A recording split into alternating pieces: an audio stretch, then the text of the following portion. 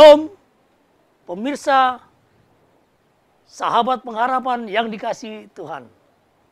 Berjumpa kembali dengan saya, Pendeta Pardemuan Sibarani. Bersama kita hadir, sebelah kanan saya, Pendeta Happy Putar-Putar. Salam saudara-saudara sekalian. Di sebelah kiri saya, Pendeta Sony Kapitan. Salam pemirsa yang dikasihi Tuhan. Untuk memulai diskusi pendalaman Alkitab, program Sekolah Sabat, Konferensi DKI Jakarta dan sekitarnya, mari terlebih dahulu kita berdoa bersama-sama yang akan dipimpin oleh Pendeta Sony Kapitan. Pemirsa yang dikasihi Tuhan, mari kita bersatu dalam doa. Bapa di sorga, Tuhan Allah yang kami sembah, pada saat ini kami ingin belajar tentang firman Tuhan melalui pedoman pendalaman Alkitab Sekolah Sabat. Dan kami percaya kuasa Roh Kudus akan mengurapi kami, baik hamba Tuhan Pendeta Sibarani, hamba Tuhan Pendeta Putar-Putar dan hambamu, serta pemirsa yang menyaksikan ini, akan mendengarkan dan mendapatkan berkat dari firman Allah untuk kehidupan rohani kami, untuk kami menang dalam pertentangan melawan kejahatan. Amin. Biarlah kami tetap mendapatkan berkat dari Tuhan, di dalam nama Yesus kami percaya. Amin. Amin. Tibalah saatnya kita di pelajaran yang ketujuh. Ajaran-ajaran Yesus dan pertentangan besar.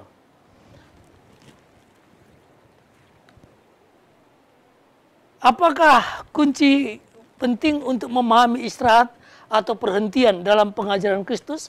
Oleh karena Yesus berkata dalam ayat hafalan kita bahwa marilah kepadaku semua yang letih lesu dan berbeban berat, aku akan memberikan kelegaan kepadamu.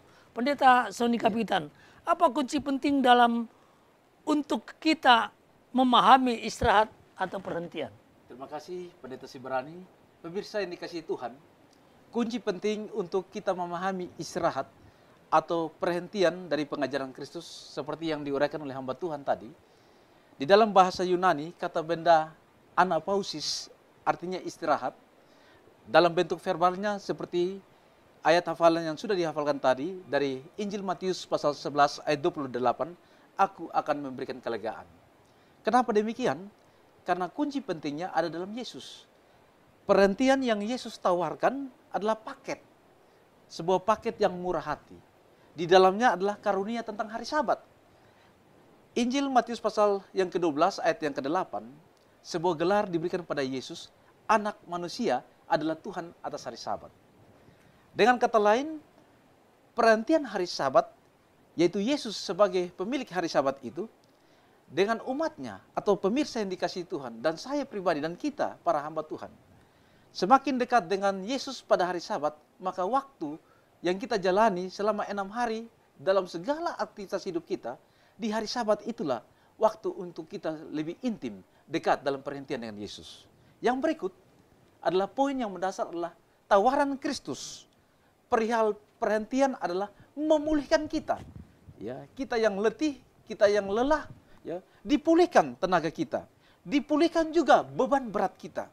Dipulihkan juga dalam segala keadaan. Bahkan ketika perhentian atau hari Sabat adalah hari berkat bagi kita untuk dilepaskan dari segala bentuk kesulitan, kesusahan, dan kepedihan. Itulah berkat dari perhentian kunci yang Yesus tawarkan. Terima kasih. Baik, mungkin kita beralih kepada hari Senin, Pendeta Putar-Putar. Dengan cara apakah kita dapat melihat realitas pertentangan besar dalam Matius 13 ayat 3-8? Baik, terima kasih Pendeta Sibarani. Di dalam Matius pasal 13 ini dijelaskan ada sebuah perumpamaan yang diberikan oleh Yesus. Perumpamaan ini sebenarnya menerangkan bagaimana kuasa kegelapan dan Yesus Kristus berusaha memperebutkan jiwa-jiwa umat manusia. Jadi ini mempermasalahkan keselamatan umat manusia. Sementara Tuhan ingin menyelamatkan manusia, setan berusaha untuk menggagalkannya. Nah, itu dapat kita lihat lebih jauh dalam Matius pasal 13 ayat yang ketiga sampai ayat yang yang ke-8. Saya akan bacakan saudara-saudara sekalian.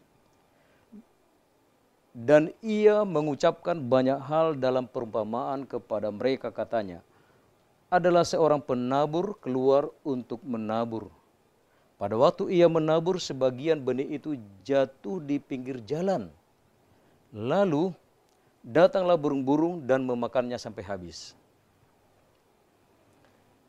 Ayat yang kelima, sebagian jatuh di tanah yang berbatu-batu, yang tidak banyak tanahnya. Lalu benih itu pun segera tumbuh, karena tanahnya tipis. Tetapi sesudah matahari terbit, layulah ia dan menjadi kering, karena tidak berakar. Sebagian lagi jatuh di tanah semak duri, lalu makin besarlah semak itu dan menghimpitnya sampai mati. Ayat yang ke-8, dan sebagian jatuh di tanah yang baik lalu berbuah, ada yang 100 kali lipat, ada yang 60 kali lipat, ada yang 30 kali lipat. Itulah perumpamaan yang disampaikan oleh Yesus. Dan Yesus memberikan penjelasan perihal perumpamaan tersebut di dalam Matius pasal 13 ayat 18 sampai 23. Inilah arti perumpamaan yang disampaikan oleh Yesus. Ayat 19 kita mulai. Kepada setiap orang yang mendengar firman tentang kerajaan surga, tetapi tidak mengertinya, datanglah si jahat dan merampas yang ditaburkan dalam hati orang itu. Itulah benih yang ditaburkan di pinggir jalan. Nah, benih yang ditaburkan di tanah yang berbatu-batu ialah orang yang mendengarkan firman itu dan segera menerimanya dengan gembira. Tetapi ia tidak berakar dan tahan sebentar saja. Apabila datang penindasan atau penganiayaan karena firman itu, orang itu pun segera murtad. Yang ditaburkan di tengah semak duri ialah orang yang mendengarkan firman itu, lalu kekhawatiran dunia ini dan tipu daya kekayaan menghimpit firman itu sehingga tidak berbuah. Ayat 23, yang ditaburkan di tanah yang baik ialah orang yang mendengarkan firman itu dan mengerti. Dan karena itu ia berbuah, ada yang 100 kali lipat, ada yang 60 kali lipat, dan ada yang 30 kali lipat. Nah, Bapak Ibu, saudara-saudara sekalian, kita melihat bagaimana peran si jahat itu. Ada 3 respon manusia yang sepertinya berhasil mengikuti kelicikan setan. Yang benih yang jatuh di pinggir jalan, benih yang jatuh di tempat berbatu-batu, dan benih yang jatuh di semak duri. Namun bersyukur kepada Tuhan, benih yang jatuh di tanah yang subur ini, mereka menghasilkan buah. Tadi sudah kita bacakan, ada yang 100 kali lipat, ada yang 60 kali lipat, ada yang 30 kali lipat. Lebih jauh bila mana saya bacakan komentar hamba Tuhan Nyonya White di dalam buku Membina Kehidupan Abadi halaman 28. Beliau menuliskan seperti ini. Setan dan malaikatnya berada dalam perhimpunan di mana Injil dihotbahkan.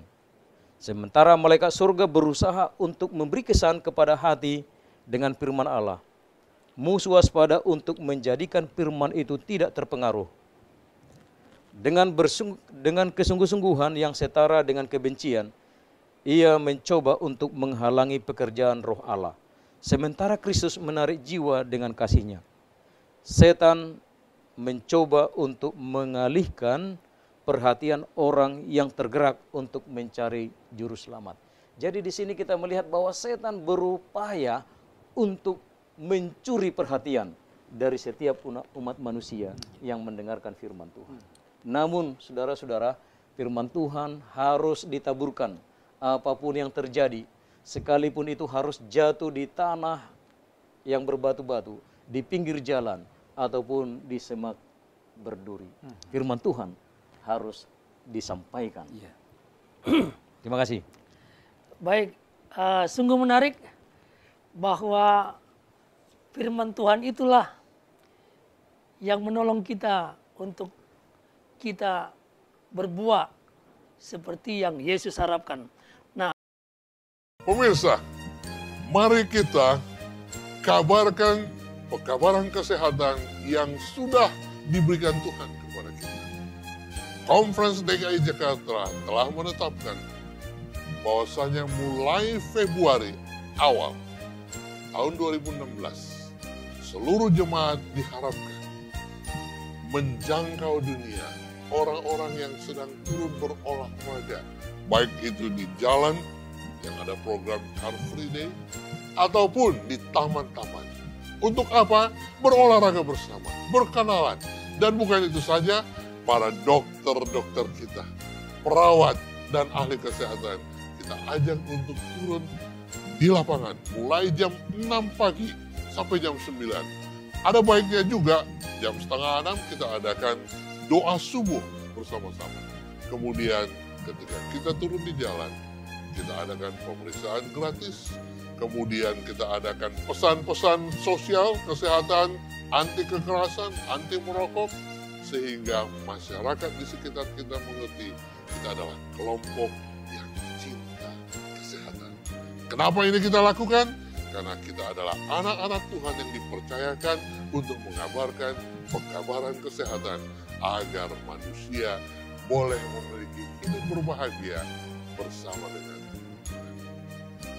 Ikuti dan jadikan rumah Anda, gereja Anda sebagai pusat pengharapan. Pendeta Sony Kapitan, Iya, Pak Pendeta. apakah artinya membangun di atas batu karang? Terima kasih Pak Pendeta. Pemirsa yang dikasihi Tuhan, apa arti membangun di atas batu karang? Yesus memberikan dua gambaran penting tentang membangun rumah. Di dalam Injil Lukas pasal 6 ayat 48, yang pertama adalah membangun rumah di atas permukaan tanah. Dan yang kedua adalah membangun rumah yang masuk ke dalam batuan dasar. Konsep ini adalah konsep yang sangat penting untuk kerohanian kita menghadapi peperangan rohani ini. Kenapa? Ibaratnya rumah yang dibangun di atas permukaan, bila datang banjir bandang atau curah air yang begitu deras, maka rumah itu akan hanyut ataupun hancur. Tetapi rumah yang dibangun dalam prinsip rohani, di atas dan didasarkan pada batuan dasar, maka datang banjir bandang ataupun curah hujan yang deras sekalipun, rumah itu tetap kokoh. Kenapa? Karena firman Tuhan ada tertulis, Pak Pendeta dan pemirsa, di dalam 1 Korintus pasal 10 ayat 4, batu karang itu ialah Kristus, ya, yang teguh. Ya. Dengan demikian, pertempuran pribadi kerohanian kita ini senantiasa berlanjut setiap saat selagi nafas hidup ini. Kita membutuhkan Yesus Kristus sebagai batu karang itu, supaya kita teguh kokoh. Ya. Setiap saat selalu datang cobaan. Setiap saat selalu datang kecenderungan untuk jatuh dalam dosa. Kita butuh hanya dengan Yesus Kristus. Maka firman Tuhan Yesus sendiri katakan yang perlu kita dengarkan. Ada tertulis di dalam Injil Matius pasal 7 ayat 24, saya bacakan dari firman Tuhan.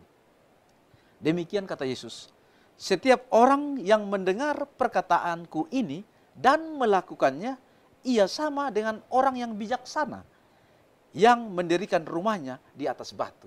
Luar biasa, ya, memiliki iman dan perbuatan, mendengar dan melakukan.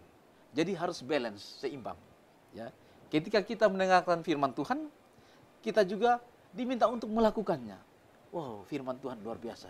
Ya. Saya jadi teringat ini, Pendeta, waktu ketika kita masih kecil, ada sebuah lagu ya. Iya. Orang bodoh membangun rumahnya Oh iya, di betul. atas pasir, orang pintar membangun rumahnya di atas batu karang yang adalah Petra. Betul sekali. Dalam bahasa Greka, batu karang itu Petra. Lalu ketika hujan datang, disitulah ketahuan iman seseorang. Bagaimana Pendeta putar-putar? Iya, memang lagu waktu anak-anak itu ya, kita dengarkan syairnya seperti ini. Si pintar dirikan rumah di batu, si pintar dirikan rumah di batu. Sementara si bodoh lagunya begini. Si bodoh dirikan rumah di pasir. Betul sekali. Si bodoh dirikan rumah di pasir, lalu turunlah hujan, ya kan? Nah, pada waktu hujan turun, rumah yang didirikan si bodoh ini apa? Langsung hancur, hanyut. Ya. Sementara yang didirikan di atas batu karang itu tetap teguh. Jadi bisa saja kedua rumah itu sama-sama indah waktu dibangun ya. Iya, betul sekali Pak Pendeta. Namun ketika hujan turun, ada banjir bandang, itulah yang membuat berubah. Demikian juga kita ya. Kadang-kadang kita ini sepertinya semua sama-sama hidup dalam Yesus itu kan. Itu mendirikan di atas batu karang itu Yesus. Kita sama-sama rajin ke gereja, sama-sama setia sepertinya. Tapi pada waktu datang pencobaan apa? Ada yang langsung mundur, murtad, menyalahkan. Pendeta putar-putar, apakah artinya tidak menghakimi orang lain? Baik, jadi memang kita tidak bisa katakan saat ini siapa yang mendirikan rumah di atas batu karang dan siapa yang mendirikan rumah di atas pasir. Hanya Tuhan yang tahu ya. Hanya Tuhan yang tahu iman masing-masing. Yesus mengingatkan kita untuk melakukan peran kita masing-masing. Peran kita dalam pelajaran ini dikatakan kita semua adalah garam dan terang dunia. Jadi yang kita harus lakukan adalah apa yang saya lakukan untuk Tuhan. Boleh saja kita memberikan motivasi kepada teman kita seorang dengan yang lain agar mereka tetap semangat berdoa, mereka rajin belajar firman Tuhan dan lain sebagainya. Namun untuk mempersalahkan, tunggu dulu. Karena Alkitab mengatakan, jangan kamu menghakimi supaya kamu jangan apa? Jangan dihakimi. Nah, manusia cenderung hanya melihat kelemahan orang lain. Nah, inilah yang Yesus ingatkan dalam Matius pasal 7 ayat 1 sampai ayat yang kelima.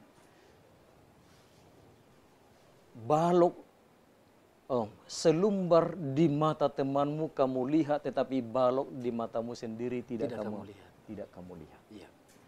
Bila mana hal ini terjadi, maka setan yang akan diuntungkan, dia akan menang dalam pertentangan dalam diri orang tersebut. Karena begitu banyak orang disakiti hatinya oleh karena mereka dipersalahkan, mereka dihakimi. Bukannya didorong, dimotivasi, tetapi mereka dipersalahkan sehingga mereka menjadi lemah. Nah, Nyonya White memberikan suatu kutipan yang sangat luar biasa menurut saya dalam buku Alfa dan Omega jilid yang kelima, halaman 335. Beliau mengatakan demikian, jangan kamu menghakimi supaya kamu tidak dihakimi. Janganlah kamu berpikir bahwa kamu lebih baik dari orang lain. Jangan kita berpikir kita lebih baik dari orang lain. Kemudian jangan angkat dirimu sebagai hakim mereka. Sedangkan kamu tidak dapat melihat motif, engkau tidak sanggup menghukum orang lain. Di dalam mengkritik dia, kamu mengundang hukuman atasmu. Karena nyatalah kamu turut campur dengan setan, penuduh saudara-saudaramu itu. Allah berkata, ujilah dirimu sendiri, apakah kamu tetap tegak di dalam iman.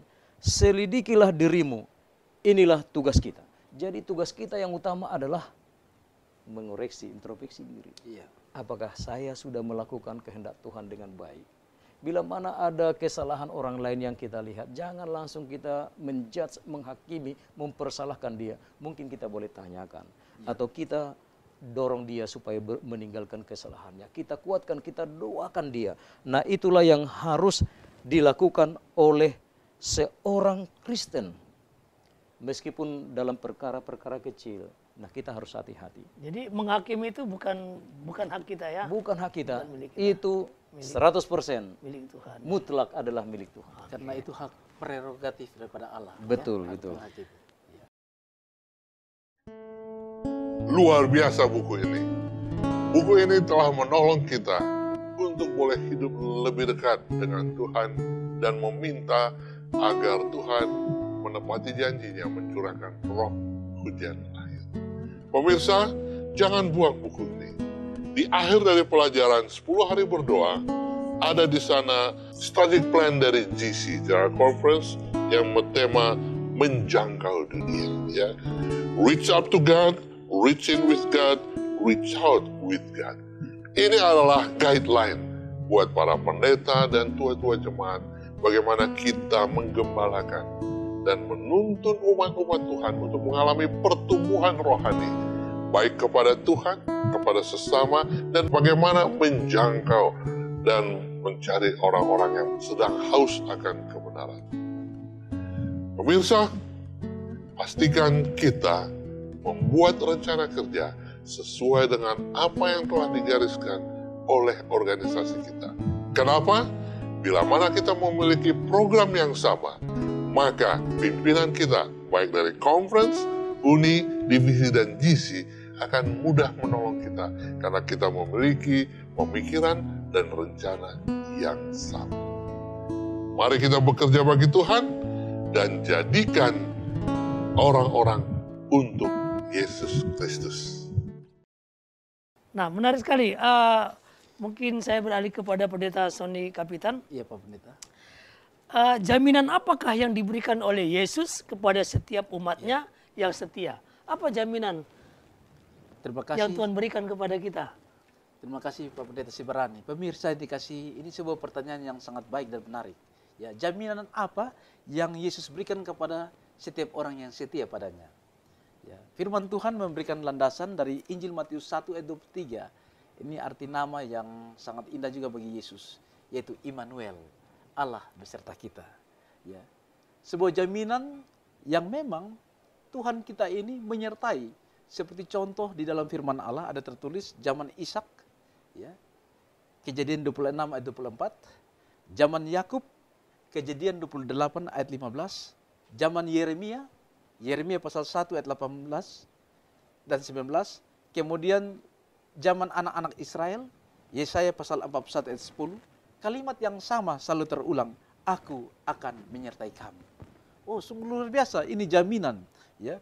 Dan Ibrani 13 ayat 5, saya baca, ada tertulis, aku sekali-kali tidak akan membiarkan engkau, dan aku sekali-kali tidak akan meninggalkan engkau.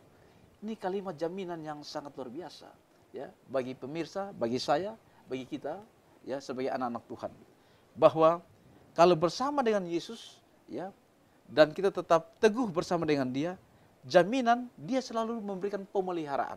Seperti contoh, ya, bunga bangkung yang ada di ladang ataupun di lembah, ya, didandani dengan begitu indah. Contoh yang lain, burung pipit yang tidak pernah bekerja diberi makan oleh siapa? Yesus. Sungguh luar biasa, ya. Jaminan yang Yesus berikan ketika kita menghadapi pertentangan dalam kehidupan ini, ya, peperangan melawan kuasa kejahatan, peperangan melawan kuasa kegelapan, ya, Dia Yesus selalu memberikan jaminan setiap saat, senantiasa untuk menyertai, menolong kita. Wow, sungguh luar biasa. Ya, tapi seringkali umat Tuhan ini atau kita, iya, Pak Pendeta, tidak merasakan jaminan Tuhan itu. Bagaimana ini Pendeta Putar-Putar? Baik, terima kasih Pendeta Sibarani. Memang ini kadang-kadang menjadi masalah, ya. Masalah yang dialami oleh umat manusia. Bahkan orang Kristen sendiri, bahkan umat Tuhan sendiri pun sering meragukan jaminan penyertaan Tuhan ini. Padahal Yesus itu sangat konsisten. iya betul sekali. Sangat konsisten. Dia tidak pernah berubah dari dulu, sekarang, dan selama-lamanya. Bila mana Dia katakan, aku akan menyertai kamu sampai akhir zaman. Itu Matius 28 ayat 20. Ini kita harus ingat. Iya. Pada waktu kita menghadapi pencobaan atau pada waktu kita bersuka cita, kita harus lihat bahwa Yesus ada dalam sukacita kita tersebut. Amin. Pada waktu kita mengalami pergumulan, pencobaan, kita harus merasakan bahwa Yesus ada bersama dengan kita. Nah, inilah seharusnya yang kita harus ingat setiap waktu, kapanpun, dimanapun, apapun yang terjadi, kita harus selalu mengingat bahwa Yesus ada bersama dengan kita. Karena kita sudah memilih hidup bersama dengan Yesus yang memberikan kedamaian, perhentian jiwa, ketenangan tersebut kepada kita. Kita harus melihat hal yang positif setiap pertentangan apapun yang kita alami. Karena Yesus memberikan garansi, Luar biasa. aku akan menyertai kamu sampai akhir zaman. Artinya selama-lamanya.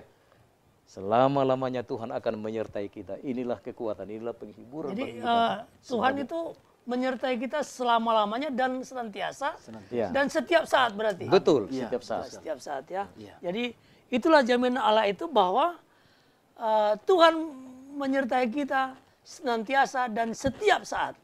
Sebagai umat Tuhan kita harus mempercayai itu. Nah, kita akan akhiri diskusi sekolah sahabat kita. Iya, Pak Pendeta. Diskusi Alkitab kita lewat program ini. Namun sebelumnya barangkali ada yang mau pendeta putar-putar atau Sony sampaikan mungkin 1-2 kalimat. Baik, mungkin dari saya, pemirsa yang dikasih dalam Tuhan, biarlah dengan pedalaman Alkitab dari pelajaran sekolah sahabat yang kita pelajari saat ini, bahwa pertentangan yang terjadi dalam kehidupan kita secara rohani ini, yang perlu kita ingat adalah Yesus Kristus, batu karang yang teguh itu, Dia selalu siap menjadi dasar bagi kita. Dan Yesus Kristus, Dia juga selalu menjadi jaminan atau garansi seperti hamba Tuhan Pak Pendeta Sibarani dan Pak Pendeta Butar-Butar teruraikan tadi. Bahwa bersama dengan Yesus kita pasti menang melawan peperangan rohani. Baik, saya tambahkan sedikit lagi. Iya. Bapak Ibu sekalian, pelajaran sekolah sahabat kita pekan ini sangat menarik. Itulah sebabnya kami menghimbau saudara-saudari jangan lewatkan waktu belajar sekolah sahabat agar saudara juga diberkati Amin. melalui pelajaran sekolah sahabat ini. Orang yang sudah mendapatkan perhentian dalam Yesus, yang mendirikan hidupnya di atas batu karang, dan yang menuruti ajaran-ajaran Yesus, mereka akan bersuka cita saat ini dan seterusnya. Namun bila mana menolak, atau kita masuk kategori golongan orang fasik, maka kita tidak akan sejahtera, kita tidak akan mendapatkan perhentian. Mereka hanya berhenti dikatakan dalam pelajaran sekolah sahabat ini bila mana mereka apa? Sudah mati dan masuk kubur. Iya, iya. Tentu kita tidak mau menjadi orang yang seperti itu. Oleh sebab itu, marilah kita datang kepada Yesus, menerima perhentian tersebut. Kita datang kepada Yesus menghidupkan kebenaran Tuhan. Dan kita melakukan tugas kita, menginjil, memberitakan kabar baik, membawa jiwa-jiwa kepada Yesus. Karena Yesus memberikan jaminan, aku menyertai kamu sampai akhir zaman. Terima kasih. Pemirsa, Departemen Komunikasi Conference DKI Jakarta mempunyai suatu strategi dan rencana kerja yang baik dan mengajak seluruh jemaat untuk mendukungnya. Bagaimana kita menolong seluruh departemen yang ada di gereja kita menjangkau dunia. Gunakan dan manfaatkan media bersama JAMS, Jakarta Adventist Media Center. Kita rindu mencari banyak personel-personel yang terpanggil, yang mau dilatih untuk menggunakan media. Apakah itu televisi, radio, internet. Kami berharap semua kita yang menyaksikan siaran ini boleh memilih pelayanan penginjilan apa yang akan saya lakukan di tahun 2016. Jika Anda terpanggil untuk terlibat dalam media, apakah radio, televisi, maupun internet, daftarkan diri Anda. Kita sudah buat jadwal pelatihan secara wilayah. Tanyakan pimpinan Anda kapan itu. Karena melalui program penginjilan di media, dalam waktu dekat, kita akan membuat film yang boleh diputar di televisi, ditayangkan di Hope Channel Indonesia, bahkan layar lebar sekalipun ya, tanggal 25 Desember kalau Tuhan berkehendak, kita akan jangkau orang-orang yang suka menonton itu untuk melihat kabar baik di akhir zaman yang datangnya dari Tuhan Yesus Kristus. Maukah Anda ikut terlibat dalam menginjil melalui media? Jikalau Anda mau, segera daftarkan diri Anda kepada para pemimpin komunikasi dan pendeta di jemaat Anda. Tuhan memberkati. Pemirsa yang dikasihi Tuhan, sahabat pengharapan, setiap orang diharapkan dapat mengkaji bagaimana ajaran Yesus menyingkapkan tema pertentangan besar dalam pertentangan pengalaman pribadi sehari-hari. Jadi Tuhan harus merupakan pengalaman pribadi kita setiap hari. Kemudian setiap orang diharapkan dapat mengalami jaminan keselamatan yang ditawarkan oleh Yesus kepada setiap orang yang percaya kepadanya. Amin. Setiap orang diharapkan dapat mempraktekkan Amin. prinsip-prinsip ajaran Kristus melalui hidup kita yang beriman. Pemirsa yang dikasihi Tuhan, sahabat pengharapan, miliki iman kepada Tuhan. Saya akan berikan satu kalimat. Kalau kita mau aman, miliki iman. Amin. Dan apa saja yang Tuhan katakan, aminkan. Amin. Tuhan memberkati kita. Kita akhiri dengan doa oleh Pendeta Happy Mutar-Mutar. Mari kita bersatu dalam doa. Segala puji hormat bagi namamu ya Bapa atas kasih dan berkat penyertaan-Mu yang sudah berlaku bagi kami. Terima kasih firman Tuhan melalui pelajaran sekolah sahabat kami sudah bahas pada saat ini. Kiranya Rohul Kudus bekerja memberkati setiap firman yang sudah kami bacakan, Amin. yang sudah kami jelaskan. Sehingga itu menjadi berkat bagi seluruh pemirsa Amin. yang mendengarkan pelajaran ini melalui handphone mereka, melalui YouTube dan lain sebagainya. Sehingga mereka diberkati oleh Tuhan. Amin. Dan mereka semakin rajin mempelajari firman Tuhan. Khususnya pelajaran sekolah sahabat kami. Agar mereka hidup seturut dengan kehendak Tuhan. Ya, Tuhan. Dan Tuhan pun akan memberkati mereka dalam seluruh aspek kehidupan mereka. Biarlah ini yang berlaku bagi kami. Jaminan Tuhan menyertai kami sampai akhir zaman. Doa ini kami persembahkan dalam nama yang indah, Yesus Kristus Tuhan kami. Amin. Amin.